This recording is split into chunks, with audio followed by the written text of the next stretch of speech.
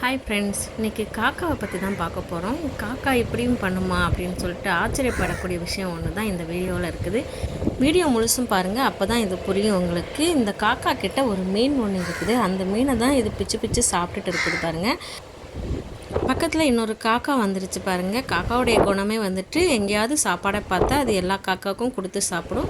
ஆனால் இந்த காக்கா இன்னொரு காக்காவை பார்த்ததும் அந்த மீனை எங்கே வச்சு சாப்பிடலாம் அப்படின்னு சொல்லிட்டு யோசிச்சுட்டு திரும்பி வந்துட்டு கொஞ்சமாக தள்ளி வச்சு சாப்பிடுது பாருங்கள்.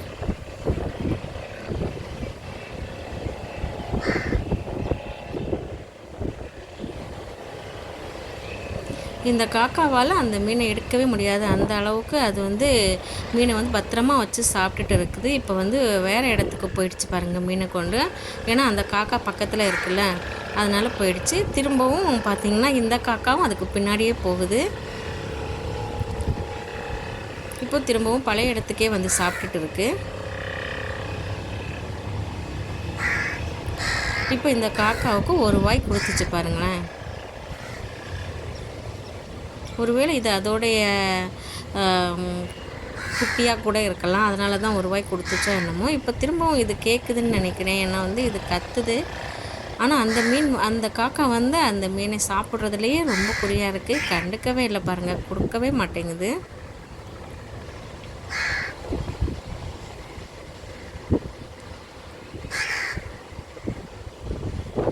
இந்த சின்ன காக்காவும் எவ்வளோ கத்த முடியுமோ அவ்வளோ கத்துது.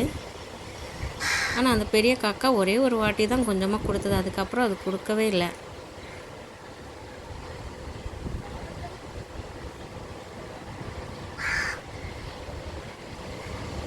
காக்கா எப்போவுமே சாப்பாடை பார்த்தா கத்தி எல்லா காக்காவையும் கூப்பிடும், ஒன்றா தான் சாப்பிடும், அந்த மாதிரிலாம் கேள்விப்பட்டிருக்கோம். ஆனால் இந்த காக்கா கொடுக்கவே மாட்டேங்குது கொஞ்சம் கூட. பக்கத்தில் காக்கா வந்தால் கூட அது வேறு சைடில் வச்சு சாப்பிடுது. இந்த காக்கா பார்க்குறதுக்கு கொஞ்சம் வித்தியாசமாக தான் இருந்துச்சுங்க பாருங்கள். அது மீனை எந்த பக்கமாக வச்சு சாப்பிட்டா இந்த காக்காவால் எடுக்க முடியாது அப்படின்னு சொல்லிட்டு வச்சு வேறு பக்கத்தில் வச்சு சாப்பிடுது. இந்த காக்கா பாருங்களேன், அதை போய் தொந்தரவு பண்ணுது. அதுவும் அங்கேயே தான் சுற்றி வருது. ஒரு இடத்துல தொந்தரவு பண்ணால் இன்னொரு இடத்துக்கு வந்துடுது. இந்த குட்டி காக்காவும் அதுக்கு பின்னாடியே போகுது. இப்போ இன்னொரு காக்கா வந்திருக்கு.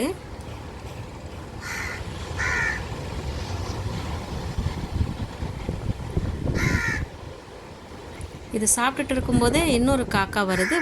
இந்த காக்காவை தள்ளி விட்டுட்டு அந்த மீனை எடுத்துகிட்டு போயிடுச்சு பாருங்கள். இதுலேருந்து இப்போ என்ன புரியுதுன்னா, காக்கா கூட சாப்பாடை பார்த்தா யாரையும் கூப்பிடாது, தனியாகவே சாப்பிட்ரும் போல் இருக்குது. இந்த வீடியோ கண்டிப்பாக உங்களுக்கு பிடிச்சிருந்தா லைக் பண்ணுங்கள், சேனலை சப்ஸ்கிரைப் பண்ணுங்கள். நன்றி.